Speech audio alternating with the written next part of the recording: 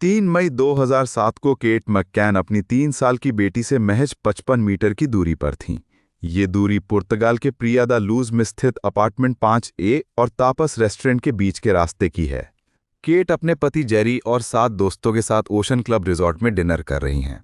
ये समूह बारी बारी से बच्चों को देखने जाता है। हर 30 मिनट में कोई एक माता पिता ये सुनिश्चित करने के लिए वापस जाते हैं कि बच्चे सुरक्षित सो रहे हैं। ये सिस्टम उन्हें जिम्मेदारी का एहसास कराता है। ये सुरक्षित भी लगता है, लेकिन उस रात 10 बजते बजते ये व्यवस्था आधुनिक आपराधिक इतिहास के सबसे भयानक माता पिता के बुरे सपने में बदल जाती है। रेस्टोरेंट से अपार्टमेंट की इमारत साफ दिखाई देती है। माता पिता पूरी शाम अनुशासित होकर बारी बारी से अपनी चेकिंग जारी रखते हैं। जेरी मैककेन रात लगभग 9:05 पर अपना राउंड पूरा करते हैं और बताते हैं कि मैडलिन चैन से सो रही है। उनके साथी मैथ्यू ओल्डफील्ड 9:30 पर चेक करते हैं, लेकिन मैं बच्चों के बेडरूम के अंदर नहीं जाते।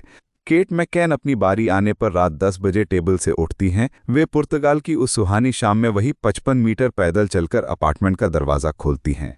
बेडरूम का खालीपन उन्हें झकझोर कर रख देता है। खिड़की खुली है और शटर ऊपर उठे हुए हैं। मैडलिन चली गई है, कोई उसे ले गया है। मैडलिन बेथ मैककेन के जन्म 12 मई 2003 को इंग्लैंड के लिसेस्टर में हुआ था। वो 2 काबिल डॉक्टरों की सबसे बड़ी संतान है। केट एक जनरल प्रैक्टिशनर हैं और जेरी एक हृदय रोग विशेषज्ञ। मैडलिन की आंखों में एक खास निशान है जो दुनिया भर में उसकी पहचान बन जाता है। उसकी दाहिनी आंख में कोलोबोमा नाम की एक दुर्लभ स्थिति है, जिससे उसकी पुतली पर एक गहरा निशान बना हुआ है। परिवार द्वारा साझा किए गए विवरणों के अनुसार मैडलिन ऊर्जा से भरपूर और जिज्ञासु बच्ची है। उसे टेलीटबीज और गुलाबी रंग बहुत पसंद है। वो जहां भी जाती है कडल कैट नाम की अपनी एक भरवा बिल्ली या स्टफ टॉय हमेशा साथ रखती है। जब ये परिवार पुर्तगाल पहुंचता है तो मैडलिन के चौथे जन्मदिन में बस कुछ ही दिन बचे थे। वो अपने 2 साल के जुड़वा भाई बहन शॉन और एमिली के साथ यात्रा कर रही है। मैककेन परिवार ने एक ट्रैवल कंपनी के जरिए 1 हफ्ते की छुट्टियां बुक की थीं, जो खासतौर पर ब्रिटिश परिवारों के लिए सेवाएं देती थीं। अपार्टमेंट 5A एक कम ऊंचाई वाली बिल्डिंग की ग्राउंड फ्लोर पर है, जहां से पूल और गार्डन का नज़ारा दिखता है। मैडलिन समुद्र किनारे की छुट्टियों के इस रूटीन में बड़ी आसानी से ढल जाती है। जेरी मैककेन ने बाद में जांचकर्ताओं को बताया, वो अपनी जिंदगी का सबसे अच्छा समय बिता रही थी। 3 मई 2007 को अलगार्व की तेज धूप उनके उस आखिरी सामान्य दिन को रोशन करती है। मैडलिन सुबह रिजॉर्ट के किड्स क्लब में बिताती है। दोपहर में वो तैरती है और शाम को अपने भाई बहनों के साथ बगीचे में खेलती है। उस शाम केट तीनों बच्चों को नहलाती हैं और उन्हें सोते समय एक कहानी सुनाती हैं। वे मैडलिन को दरवाजे के सबसे करीब वाले बिस्तर पर सुलाती हैं। मैडलिन एक पारिवारिक छुट्टे की सुकून भरी सुरक्षा में अपनी आंखें बंद कर लेती है। रिजॉर्ट के दूसरी तरफ तापास रेस्टोरेंट एक और शांत शाम के लिए तैयार हो रहा है। अपार्टमेंट 5A में किसी को नहीं पता कि ये आखिरी सामान्य घंटे हैं। रात लगभग 10:43 पर केट मैककेन की चीख उस शांत रात की हवा को चीर देती है। वो बदहवास होकर रेस्टोरेंट की ओर दौड़ती हैं। वे उसे ले गए, मैडलिन चली गई है। टेबल पर बैठा पूरा ग्रुप तुरंत हरकत में आता है। दोस्त रिजॉर्ट के चारों ओर फैल जाते हैं और अंधेरे में मैडलिन का नाम पुकारते हैं। जेरी मैककेन दौड़कर अपार्टमेंट पहुंचते हैं और उस कड़वी सच्चाई को देखते हैं। बिस्तर खाली है, खिड़की बाहर से खुली हुई है।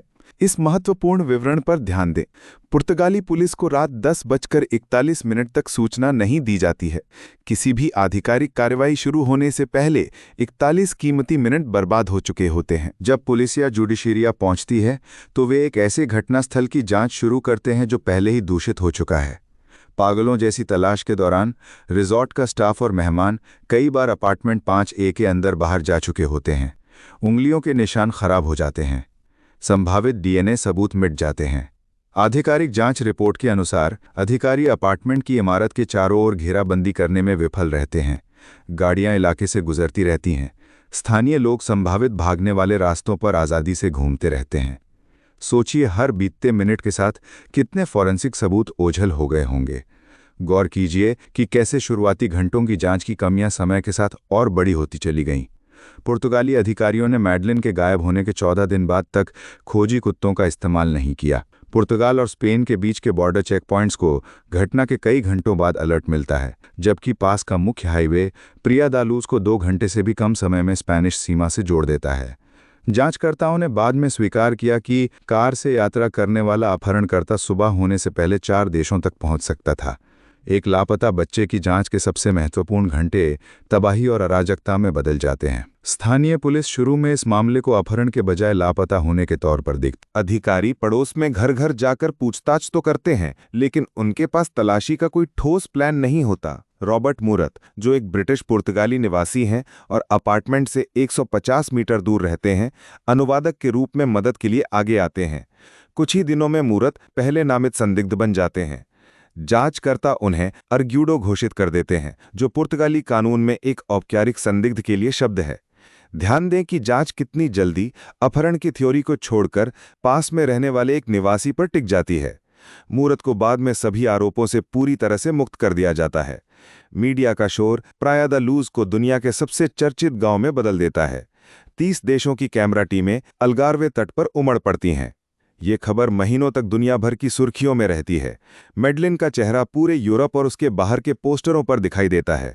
उसकी आंखों का वो खास कोलोबोमा निशान लापता व्यक्तियों के इतिहास में सबसे बड़ी पहचान बन जाता है। फिर भी ये बेमिसाल कवरेज एक विरोधाभास पैदा करती है। मोरक्को से लेकर ऑस्ट्रेलिया तक देखी गई मैडलिन की हजारों झूठी खबरों के नीचे असली सुराग दब जाते हैं।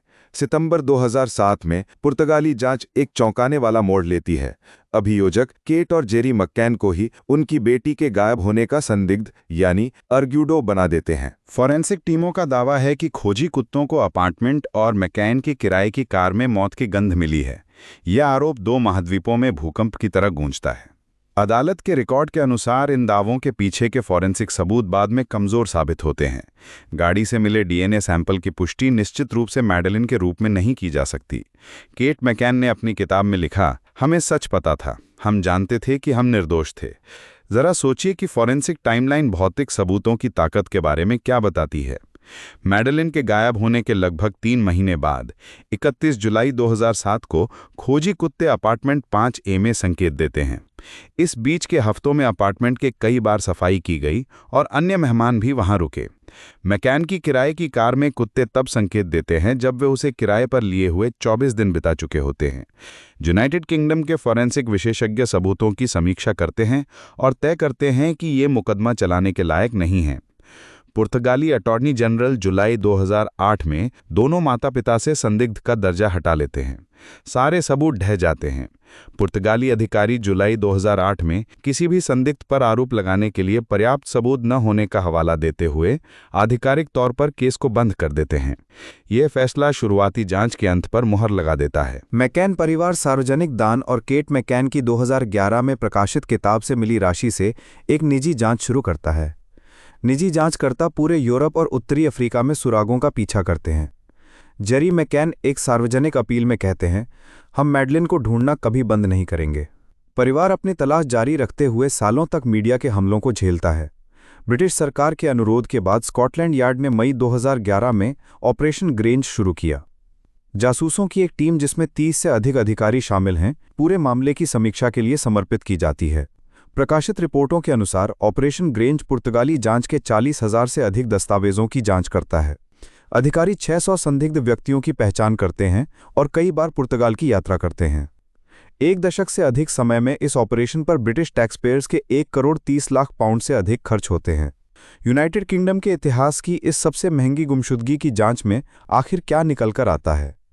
2008 और 2020 की जांच को देखें तो ये व्यवस्था की विफलताओं को उजागर करती है। 2 देश बहुत कम तालमेल के साथ समानांतर जांच कर रहे हैं। पुर्तगाली और ब्रिटिश अधिकारी अलग अलग कानूनी ढांचों के तहत काम करते हैं। सांस्कृतिक और भाषाई बाधाएं सबूतों को साझा करने में मुश्किलें पैदा करती हैं।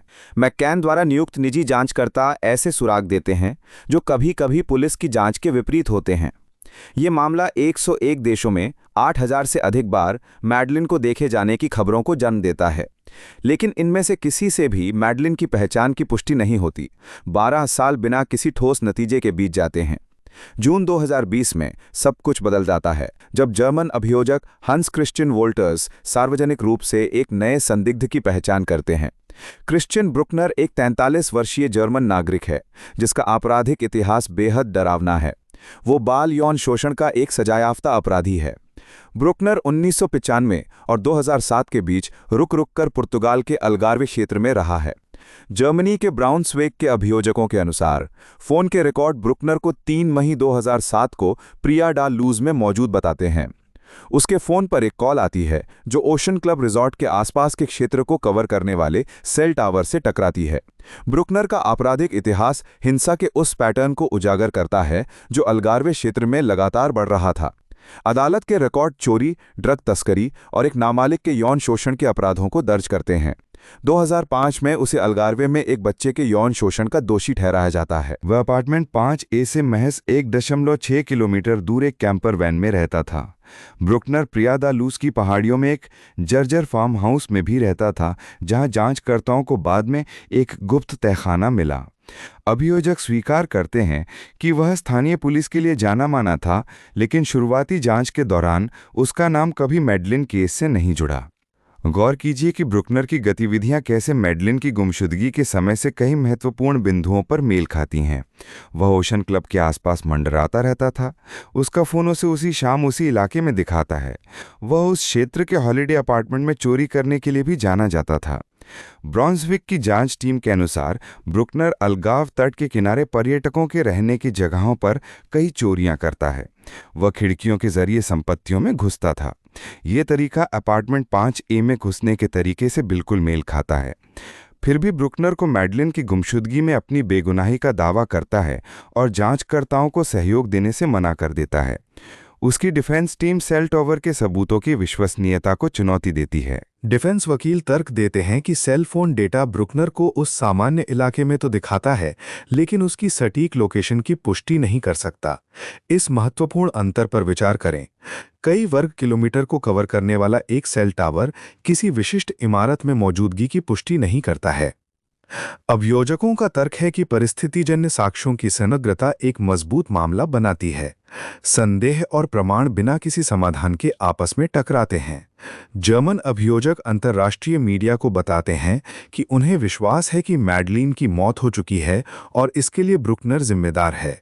हम क्रिश्चियन बी की जांच कर रहे हैं, हत्या के संदेह में, वोल्टर्स ने जून 2020 में कहा। फिर भी अभियोजक मैडलिन से संबंधित आरोप दर्ज नहीं करते हैं। वे पुर्तगाल में अन्य पीड़ितों से जुड़े यौन शोषण के अलग मामलों में ब्रुकनर के खिलाफ कार्यवाही करते हैं। इस रणनीति का उद्देश्य ब्रुकनर को हिरासत में रखना है, जबकि मकान जांच को ठोस बनाया जा सके। इन समानांतर मामलों के सबूतों से मुख्य मामले को मजबूत करने की उम्मीद है। क्या समय और कानूनी पेचीदगियों के बीच ये रणनीति रंग लाएगी? जर्मन कानूनी प्रणाली 2022 और 2025 के बीच घटनाओं का एक निराशाजनक सिलसिला पेश करती है। ब्रुकनर को ब्राउन्सविक में 5 अलग अलग पीड़ितों के साथ बलात्कार और यौन शोषण के आरोपों का सामना करना पड़ता है, जिनका मैककैन केस से कोई लेना देना नहीं है। अभियोजक पुर्तगाल में 20 वर्षों के कथित हिंसक व्यवहार के सबूत पेश करते हैं। अदालत कई देशों के गवाहों की गवाही की जांच करती है। जर्मन अदालती रिकॉर्ड के अनुसार मुकदमा गवाहों के बयानों की विश्वसनीयता और परिस्थितिजन्य फॉरेंसिक सबूतों पर टिका है। ब्रुकनर बड़े ही शांत भाव से हर एक आरोप को नकार देता है। शुरू में ब्राउन्सविक की अदालत ब्रुकनर को कई आरोपों में दोषी ठहराती है। उसे एक लंबी जेल की सजा मिलती है, लेकिन यह जीत बेहद अस्थायी साबित होती है। ब्रुकनर की डिफेंस टीम सजा के आधार को चुनौती देते हुए अपील दायर करती है। 17 सितंबर 2025 को एक जर्मन अपीली अदालत सजा को उलट देती है और ब्रुकनर को प्रक्रियात्मक और साक्ष्य के आधार पर बरी कर देती है। वह हिरासत से आज़ाद हो जाता है। मैडलिन मैककैन की गुमशुदगी में मुख्य संदिग्ध के रूप में पहचाना गया व्यक्ति बिना किसी आरोप और पाबंदी के सड़क पर खुलेआम घूम रहा है। सिस्टम इस नतीजे की अनुमति कैसे दे देता है? ध्यान दें कि ब्रुकनर की रिहाई का मैककैन जांच के लिए क्या मतलब है। जर्मन अभियोजकों का कहना है कि वे अभी भी मैडलिन की गुमशुदगी के संबंध में उसकी जांच कर रहे हैं, लेकिन कोई औपचारिक आरोप नहीं है, कोई प्रत्यर्पण अनुरोध लंबित नहीं है। जर्मन कानून के तहत ब्रुकनर एक स्वतंत्र व्यक्ति है। पुर्तगाली अधिकारियों ने उसके खिलाफ अपनी बंद हो चुकी जांच को दोबारा नहीं खोला है। ऑपरेशन ग्रेंज कम फंड और कम ताकत के साथ जारी है।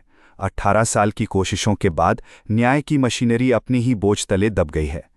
केट मकैन ने 2011 में मैडलिन नाम की किताब में अपनी इस भयानक आपबीती को विस्तार से लिखा है। ये उस परिवार के मानसिक दर्द का वर्णन करती है जो स्थायी अनिश्चितता में जी रहा है। वे लिखती हैं, ये न जानना कि आपके बच्चे के साथ क्या हुआ अत्याचार का सबसे क्रूर रूप है। मैकैन परिवार को इन सालों में इंटरनेट के साजिशकर्ताओं और पत्रकारों के हमलों का सामना करना पड़ा है। उन्होंने मीडिया संगठनों के खिलाफ मानहानि के कई केस जीते हैं। फिर भी अदालत की कोई भी जीत उनकी जिंदगी के उस खालीपन को नहीं भर सकती। ये मामला अंतर्राष्ट्रीय कानून प्रवर्तन सहयोग में उन कमियों को उजागर करता है जो आज भी अनसुलझी हैं। पुर्तगाल, जर्मनी और यूनाइटेड किंगडम तीनों अलग अलग कानूनी अधिकार क्षेत्रों के तहत काम करते हैं, जिनमें सबूत साझा करने के नियम आपस में मेल नहीं खाते। देर से की गई कार्रवाई के कारण शुरुआती जांच के दौरान फोरेंसिक सबूतों के महत्वपूर्ण अवसर हाथ से निकल गए। प्रकाशित रिपोर्टों के लिए इंटरव्यू देने वाले विशेषज्ञों के अनुसार बाल अपहरण के मामले में शुरुआती 48 घंटे ये तय करते हैं कि बच्चे के मिलने की कितनी संभावना है। खोजी कुत्तों को लगाने में 14 दिन की देरी ही अपने आप में एक बहुत बड़ी विफलता थी। जब सिस्टम इस तरह से पूरी तरह फेल हो जाए तो एक लापता बच्चे के पास क्या मौका बचता है। प्रिया दलूज एक गुमनाम मछली पकड़ने वाले गांव से एक ऐसी जगह में बदल गया है जो हमेशा के लिए इस दुख के साए में है। पर्यटन के तरीके बदल गए हैं। निवासी एक ऐसे समुदाय के बारे में बताते हैं जो उन लोगों के बीच बटा हुआ है जो इसे भूलना चाहते हैं और जो इसे भुला नहीं पा रहे। अपार्टमेंट 5A उस रात के एक खाली स्मारक के रूप में खड़ा है जब सब कुछ खत्म हो गया था। एक पुराने निवासी ने BBC रिपोर्टर को बताया, जब आप वहां से गुजरते हैं तो आपको वो महसूस होता है। उस इमारत में कुछ ऐसा है जो कभी खत्म नहीं होता। मैडलिन की गुमशुदगी ने पूरे यूरोप में बाल सुरक्षा नियमों में महत्वपूर्ण बदलाव किए। यूरोपीय संघ ने लापता बच्चों के लिए क्रॉस बॉर्डर अलर्ट सिस्टम को मजबूत किया है। पुर्तगाल ने अपहरण के मामलों के लिए अपनी इमरजेंसी रिस्पांस प्रक्रियाओं में सुधार किया है। 1,16,000 नंबर की मिसिंग चिल्ड्रन हेल्पलाइन अब पूरे यूरोपीय संघ में फैल गई है। ये संस्थागत सुधार सीधे तौर पर मैककेन जांच की विफलताओं से निकले हैं। हर एक सुधार में मैडलिन का नाम जुड़ा है। ये प्रगति एक ऐसी त्रासदी की बुनियाद पर बनी है जो कभी नहीं होनी चाहिए थी। 60 से अधिक किताबें, दर्जनों डॉक्यूमेंट्रीज और एक नेटफ्लिक्स सीरीज ने इस मामले को दुनिया भर के करोड़ों दर्शकों तक पहुंचाया है। हर बार इस कहानी को सुनाने से जनता की दिलचस्पी फिर से जागती है और उसे देखे जाने की नई खबरें आती हैं। फिर भी मीडिया का ये लगातार ध्यान एक कड़वी सच्चाई भी पैदा करता है। मैडलिन इतिहास की सबसे चर्चित लापता बच्ची बनी हुई है। इस कवरेज ने एक मानवीय त्रासदी को मनोरंजन की तरह देखे जाने वाले कंटेंट में बदल दिया है। क्या वैश्विक जागरूकता एक लापता बच्चे को खोजने में मदद कर सकती है या ये सिर्फ घाव को और गहरा करती है? 2026 तक स्वतंत्र जांचकर्ता और फोरेंसिक विशेषज्ञ सबूतों का विश्लेषण करना जारी रखे हुए हैं।